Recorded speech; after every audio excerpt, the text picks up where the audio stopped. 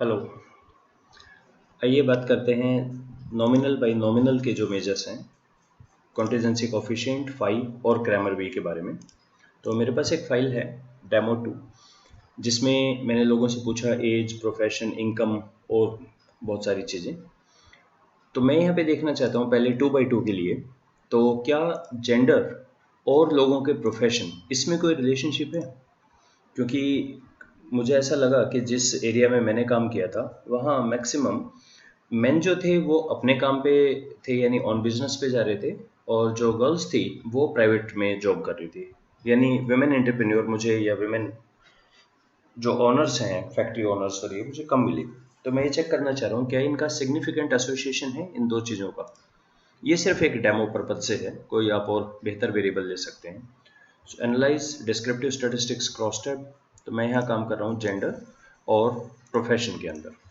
Statistics cross tab, इस पे हम टिक करेंगे क्योंकि इनकी वैल्यू काई स्क्वायर की से ही निकलती है, कंटीजेंसी और इसकी। अभी मैं लैम्डा छोड़ देता हूँ, कंटिन्यू, ओके। हाँ, हम एक काम करके देख सकते हैं, एक बार कोरिलेशन पे भी टिक कर लेते हैं।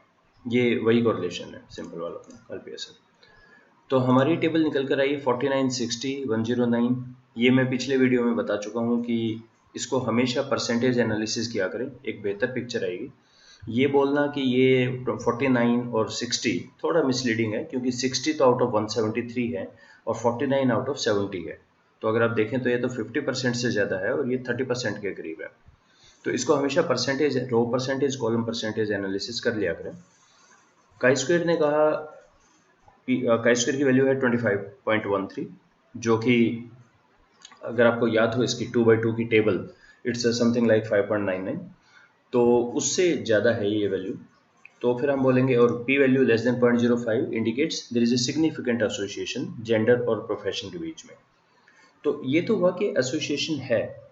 अब उस एसोसिएशन की अगर हम स्ट्रेंथ वगैरह दे सकें, तो यहाँ फाई की वैल्यू लिखी है 0.322। तो इसकी काई स्क्वायर की जो वैल्यू है, इसको अब नेक्स्ट इसमें मैं यहाँ ले चलता हूँ काई स्क्वायर की वैल्यू को। मैंने ये देखा कि इससे पिछला वीडियो जो मैंने बताया था जिसमें फाई और इनको एक्सप्लेन किया, तो गलती से मैंने ये वाली वैल्यू ले ली थी।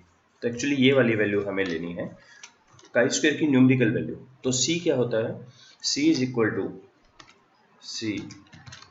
To square root of this value divided by this value plus total number of the valid case. तो ये आ गया 0.306 कंटीजेंसी कोफिशिएंट। जो हमारा सेकंड है फाई हम निकालते हैं इस तरह से, काई स्क्वायर की value square root of chi square divided by n, इसको बोलते हैं फाई। 0.3215 और 322, तो 322। थर्ड होता है हमारा वी, क्रैमर वी।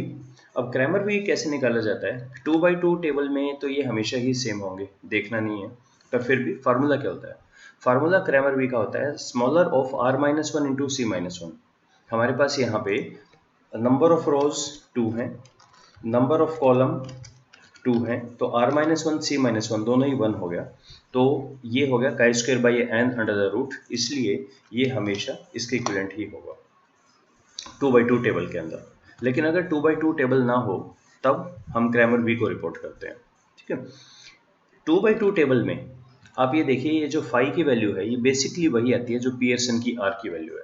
यानी अगर मैं यहाँ से जाके एनालाइज कोरिलेशन बाइवेरिएट में एज और इनका कोरिलेशन निकाल देता, तो वो भी यही वैल्यू आती 322। तो क्या ये वैल्यू सिग्निफिकेंट है, लेस देन 0.05? हाँ जी, ये सिग्निफिकेंट है, आप इसको रिपोर्ट कर सकते हैं।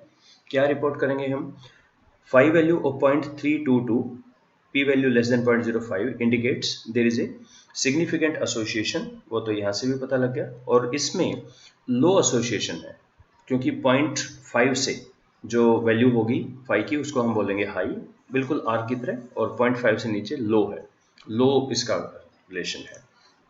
और इसमें एक चीज़ ये थी हमारी फाई के अंदर, डायरेक्शन तो इसमें होती नहीं है, तो हम ये नहीं बोल सकते कि पॉजिटिव है, ये सिर्फ इसकी मैग्नीट्यूड को रिप्रेजेंट कर रहा है 322।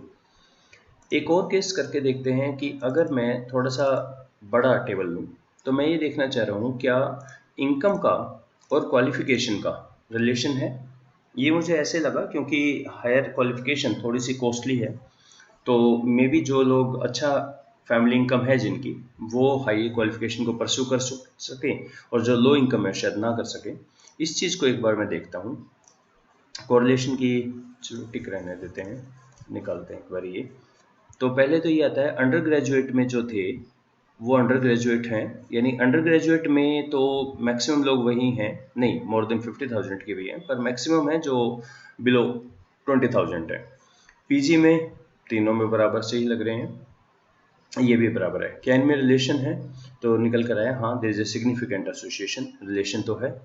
अब यहाँ पे फाई और क्रैमर वी की वैल्यू अलग अलग आ रही है, पर क्योंकि ये टेबल है 4/3 की, तो पहले तो हम अपने इसमें चलते हैं। रो हमारी है 3 और कॉलम है दिस, तो इनका जो -1 अगर हम करें तो -1 में छोटा है 2, तो यहाँ पे जो v की वैल्यू हम कैलकुलेट करेंगे that will be square root of, ये v का वैल्यू है, काई स्क्वायर की वैल्यू, ओके इसकी काई स्क्वायर की वैल्यू चेंज हो चुकी, 18.903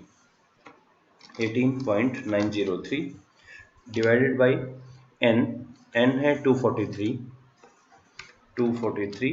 इंटू जो स्मॉलर वैल्यू है 2, तो ये वैल्यू आ गई 0.394, या 3 डेसिमल प्लेस तक देखें 394, तो हमारी ये वैल्यू आ रही है क्रैमर की 197। ओके, इसका मतलब कहीं मैंने कुछ एरर कर दिया है, मैं एक बार इसको चेक कर लेता हूँ। 0.197, ये एक्सेल के अंदर अगर हम ये नहीं करें तो पहले डिवाइड होता है, मल्टीप्लाई बाई 2 बाद में होता है, तो ये वैल्यू है 0.197, 19 क्रैमर वी की वैल्यू, और ये भी सिग्निफिकेंट है, यानी ये एसोसिएशन भी है हमारा दोनों में, और वो थोड़ा लो एसोसिएशन है, 0.2 के करीब क्रैमर वी की वैल्यू है।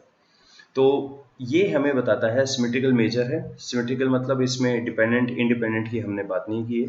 अब पियर्सन आर और फाई इनका कोई मीनिंग नहीं हो गया, अभी बिल्कुल चेंज हो चुके हैं। यहाँ पे हमें सिर्फ इसको रिपोर्ट करना है, क्रैमर वी को। पिछली टेबल में हमने देखा था कि जो फाई है और पियर्सन वो लगभग क्या हमेशा ही सेम आते हैं, और क्रैमर वी, ये तीनों वैल्यू आपकी हमेशा ही सेम आएंगी, पियर्सन आर की वैल्यू, फाई की वैल्यू और क्रैमर वी की वैल्यू, और सारे इंडिकेट करते हैं कि लो रिलेशन है। So this was about the first two, कि हम contingency coefficient phi Cramer V को कैसे निकालते हैं। नेक्स्ट हम बात करते हैं लैम्डा कैसे निकालते हैं। Thank you.